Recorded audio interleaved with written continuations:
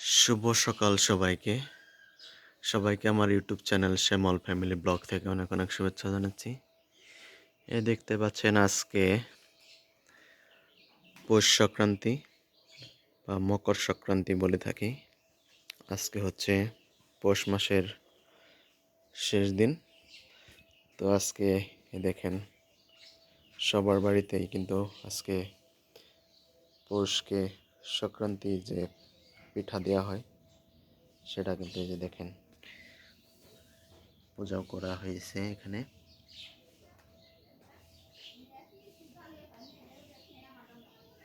সম্পূর্ণ কিন্তু ছাপ দেওয়া হয়েছে এই পিঠার যে গুড়ি দিয়ে। সবার বাড়িতে কিন্তু আজকে এইভাবে উৎসব পালন করে থাকে। আর উৎসবটা হলো পৌষ সংক্রান্তি উপলক্ষে নানান ধরনের পিঠাপুলি উৎসব হয়ে থাকে। এটা হচ্ছে আমাদের বাঙালিদের রীতি রেওয়াজ। আমরা আসলে এইভাবেই পৌষ সংক্রান্তি উৎসবটা পালন করে থাকি।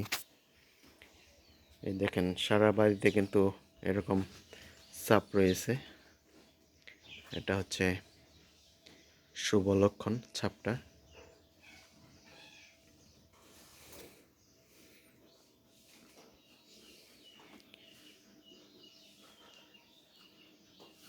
তো আজকে পৌষ মাস চলে যাচ্ছে, আগামীকাল থেকে আবার মাঘ মাস আসবে। তো সেই উপলক্ষে কিন্তু আজকে পৌষ সংক্রান্তি বিভিন্ন জায়গায় মেলা অনুষ্ঠিত হচ্ছে। কুম্ভকর্ণের মেলা আমরা অবশ্যই নাম শুনেছি।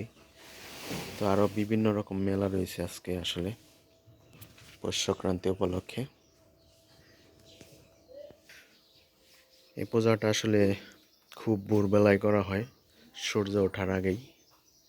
এ দেখেন সারা তুলসী গাছের পিড়ি কিরকম সুন্দর লাগছে আসলে এখন ছাপ দিয়াতে। এরপর আবার যাদের গরু রয়েছে, যারা গৃহপালিত গরু পালন করে, তারা গরুকে পিঠা দেয়।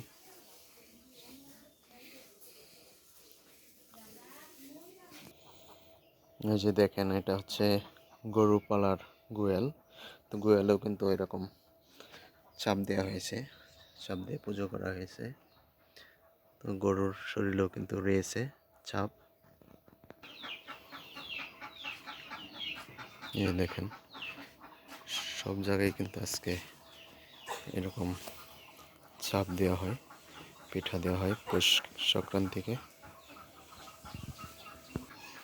তো আসলে আমাদের আসলে জানা যে আমাদের সনাতন ধর্ম অবলম্বীদের 12 মাসের 13 পার্বণ, এটা কিন্তু সত্যি। আসলে সব পার্বণ আমাদের পালন করা উচিত, কেননা এই প্রতি পার্বণই কিন্তু বছরে একবারই আসে। সব পার্বণই কিন্তু মঙ্গলের জন্য।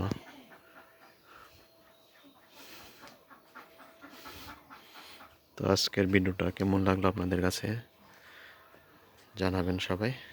আর সবাই অবশ্যই এই পার্বণটি পালন করছেন, হিন্দু ধর্মের যারা রয়েছে তারা কমেন্ট করে জানাবেন। আর ভিডিওটি কেমন লাগলো তা অবশ্যই জানাবেন। ভালো থাকেন সবাই।